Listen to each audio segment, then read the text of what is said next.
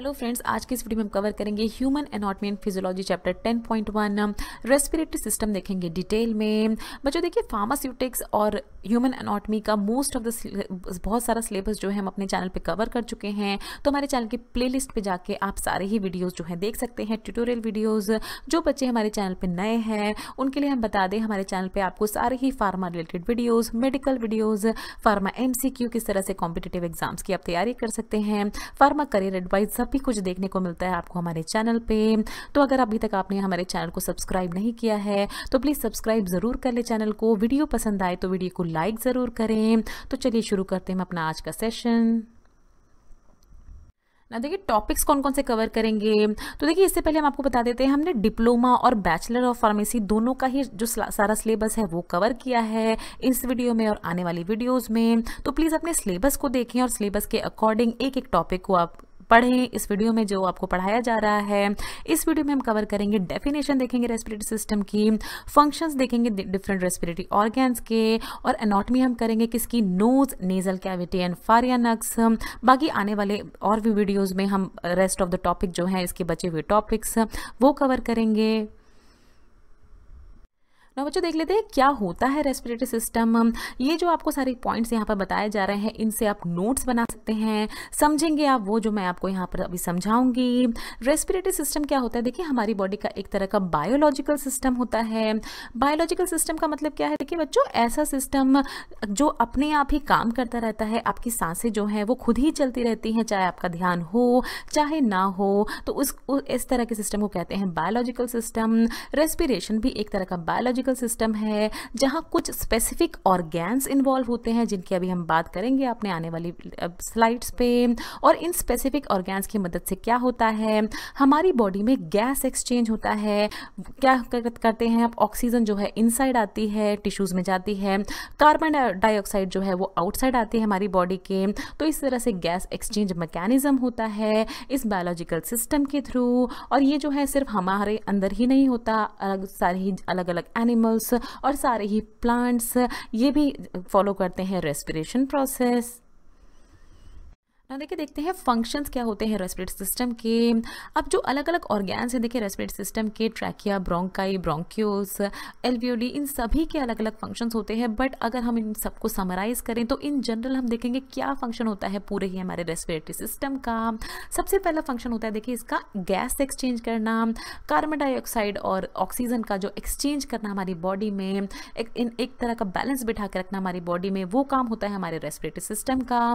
दूसरा अगर हम देखें, देखिए एक्सचेंज ऑफ गैसेस जो है ये बेसिकली कहाँ होती है, दो तरह के एक्सचेंज होते हैं, एक्सटर्नल एंड इंटरनल। इन सभी को अच्छे से हम डिस्कस करेंगे गैस एक्सचेंज वाले टॉपिक में। हमारे एक्सटर्नल में क्या होता है, देखिए लंग्स इन्वॉल्व होती हैं। इंटरनल गैस एक्सचेंज में क्या होती है, लंग्स इन्वॉल्व नहीं होती है। वहाँ पर क्या होते हैं, वहाँ जो इंटरनल हमारे टिश्यूज हैं उसमें किस तरह से गैस एक्सचेंज होती है वो होता है इंटरनल में।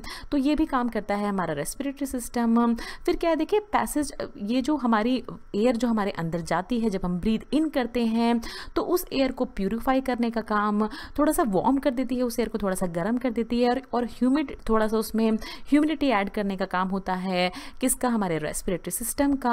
और लास्ट में है, देखिए बहुत ही इंपॉर्टेंट है, शेयर करती है responsibility with cardiovascular system.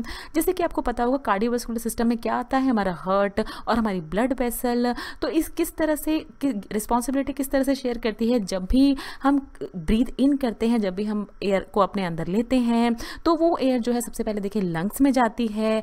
Lungs से जो एयर जो है वो कहाँ जाती है, वो हमारे हार्ट में जाती है। ऑक्सीजनेटेड एयर जो है हमारे हार्ट में जाती है। हार्ट उस ऑक्सीजनेटेड एयर को, जिसमें ऑक्सीजन प्रेजेंट है, उसको पंप करता है हमारे बॉडी के डिफरेंट टिश्यूज में। और इस तरह से पूरा ही काम होता है कार्डियोवास्कुलर सिस्टम और रेस्पिरेटरी सिस्टम का साथ में। तो अच्छे से डिस्कस करेंगे हम अपनी आने वाली स्लाइड्स में ये। तो इन जनरल ये सारे ही फंक्शंस होते हैं हमारे रेस्पिरेटरी सिस्टम के। ना बच्चों देखिए, देखेंगे रेस्पिरेटरी ऑर्गन्स कौन कौन से होते हैं। ये सारे पॉइंट्स जो है यहाँ से आप नोट्स बना सकते हैं, हम इस फिगर के थ्रू समझेंगे। आपने एयर ब्रीद इन करी, देखिए बच्चों यहाँ से आपने एयर ब्रीद इन करी तो एयर सबसे पहले जाती है हमारी नेजल कैविटी में। नेजल कैविटी से एयर होते हुए कहाँ जाती है, फारेनक्स में जाती है। फारेनक्स इस पोर्शन को कहते हैं। यहाँ से जब एयर नीचे आती है तो आती है लारेनक्स में।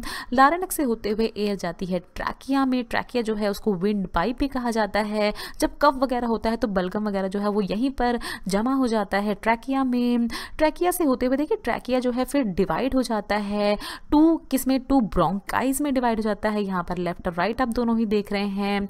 फर्दर जब ब्रोंकाई आगे बढ़ती है तो ब्रोंकाई भी डिवाइड हो जाती है किस में, बहुत सारे ब्रोंक्यूल्स में डिवाइड हो जाती है। यहाँ पर इस एरिया का आपको क्रॉस ब्रोंक्यूल्स में डिवाइड होके फिर ये जो आप स्मॉल सैक देख रहे हैं यहाँ पर, जहाँ पर आप कैपिलरीज देख रहे हैं छोटी छोटी, एक ऑक्सीजनेटेड ब्लड की है रेड वाली और एक डी ऑक्सीजनेटेड ब्लड की है जहाँ पर कार्बन डाइऑक्साइड है। तो ये डिवाइड हो जाता है ब्रोंक्यूल्स में। देखिए यहाँ पर एल्वियोलर सैक बन जाते हैं और एल्वियोलर सैक में होते हैं छोटी छोटी एल्वियोली। इन्हीं एल्वियोलीज में ही होता है हमारी पूरा जो गैस एक्सचेंज मैकेनिज्म होता है वो इन्हीं एल्वियोलीज में होता है। एक एक ऑर्गन को अच्छे से डिस्कस करते हैं हम अपनी नेक्स्ट स्लाइड्स में। सबसे पहले बात करते हैं देखिए नोज़ की।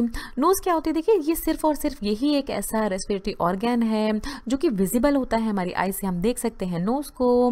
फिर क्या है देखिए एयर एंटर करती है हमारी नोज़ में, यहाँ से नॉस्ट्रल्स के थ्रू एयर एंटर करती है। उसके बाद क्या होता है interior of the nose. Interior of the nose जब आप देखेंगे तो ये डिवाइड होता है सेप्टम से। तो ये बहुत बार क्वेश्चन आपसे पूछा जाता है इंटीरियर ऑफ द नोज़ किससे डिवाइड होता है, तो यहाँ पर सेप्टम प्रेजेंट होता है जो कि नोज़ को लेफ्ट और राइट में डिवाइड करता है। और यहाँ ये प्रेजेंट होती है नेजल कैविटी पे पढ़ते हैं। अब बच्चों बात करते हैं नेजल कैविटी की। तो नेजल कैविटी क्या होती है, यहाँ पर आप ये पूरा ही डायग्राम देख रहे हैं। ये ऊपर का पार्ट जो है ये है नेजल कैविटी और ये देखिए यहाँ पर आप देख रहे हैं ओरल कैविटी जो हमारे माउथ से होके जाती है। इन दोनों ही नेजल कैविटी और ओरल कैविटी को डिवाइड करती है ये बोन। तो आप ये कह सकते हैं रूफ ऑफ द माउथ है, हमारे माउथ की ये छत होती है जो कि डिवाइड करती है नेजल एंड ओरल कैविटी को। इन सभी पॉइंट से आप अपने नोट्स प्रिपेयर कर सकते हैं। फिर दूसरा पॉइंट क्या है देखिए इस नेजल पैसेज के दौरान ही जब हम एयर ब्रीद इन करते हैं इसके दौरान ही एयर जो है वो फिल्टर भी हो जाती है हमारे नॉस्ट्रल्स के थ्रू, मॉइस्ट भी हो जाती है थोड़ी सी, और ये क्या होती है थोड़ी सी वार्म भी हो जाती है। इसी नेजल कैविटी में ही ये सारे काम हो जाते हैं। फिर जैसे जैसे एयर नीचे आती है तो वो प्यूरिफाइड फॉर्म में हमारी लंग्स तक जाती है। और इसी नेजल कैविटी में देखिए कुछ ऐसी स्पेशल सेल्स प्रेजेंट होती हैं जिनकी वजह से जो सेंस ऑफ स्मेल जो भी आपको किसी चीज़ की स्मेल आती है वो उन्हीं सेल्स के थ्रू ही आपको पता चलती है, आपके ब्रेन को पता चलती है। तो यही सारी चीजें होती हैं नेजल कैविटी के अंदर। बात करेंगे बच्चों देखिए फारेनक्स की। फारेनक्स क्या होती है, एक तरह की कैविटी होती है जो कि हमारी नेजल कैविटी, आपने देखा था यहाँ नेजल कैविटी है और ये ओरल कैविटी दोनों को ही कनेक्ट करती है ईसोफेगस से। यहाँ पर जो है देखिए एयर होते हुए, अगर एयर की हम बात करें रेस्पिरेटरी सिस्टम की बात करें तो ये फारेनक्स से होते हुए ये फूड पाइप में नहीं जाती, फूड पाइप में भी जाती है कुछ एयर, और जो मोस्ट ऑफ द एयर है वो कहाँ आती है लारेनक्स के थ्रू होते हुए वो चली जाती है हमारे विंड पाइप यानी ट्रैकिया में। इस डायग्राम में आप अच्छे से समझेंगे, बहुत सारे लोगों को कंफ्यूजन होती है विंड पाइप में एंड फूड पाइप में। ये विंड पाइप जो है ये होता है हमारे रेस्पिरेटरी सिस्टम का पार्ट, और जो हमारा फूड पाइप है ये जो आप देख रहे हैं ईसोफेगस, ये होता है हमारे डाइजेस्टिव सिस्टम का पार्ट। तो ये दोनों ही अलग हैं। तो इस तरह से एयर ट्रेवल करती है लारेनक्स के थ्रू होते हुए ट्रैकिया में। अगर हम बात करें 3 रीजन, फारेनक्स जो है वो डिवाइड होता है 3 रीजन्स में। कौन कौन से रीजन्स होते हैं, सबसे पहले आता है नेजोफारेनक्स। ये सुपीरियर रीजन होता है, नेजल कैविटी के जस्ट पीछे प्रेजेंट होता है, यहाँ आप देख रहे हैं नेजोफारेनक्स। फिर होता है ओरोफारेनक्स। ओरोफारेनक्स जैसे कि आपको नाम से ही पता चल रहा है ये हमारी ओरल कैविटी के पीछे वाली साइड पर प्रेजेंट होता है ओरोफारेनक्स। और फिर सबसे बाद में आता है लैरिंगोफारेनक्स। ये जो है ये inferior region attach to the larynx, क्योंकि ये लारेनक्स जो है उससे अटैच होता है, इसीलिए इसका नाम पड़ा है लैरिंगोफारेनक्स। फंक्शन जो है देखिए फारेनक्स का जैसे है कि अभी हमने आपको बताया कि एयर और फूड दोनों को ही कैरी करने का काम होता है।